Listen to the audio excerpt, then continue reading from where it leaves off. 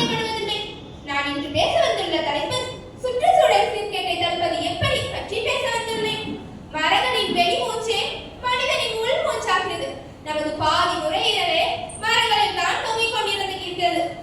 இறந்தவர்களுக்கு acre ஏக்கராக concrete கல்லறைகளை எழுப்புவதை விட acre கணக்கில் மரங்கள் இருந்தால் எப்படி இருக்கும் என்று யோசித்து பாருங்கள்.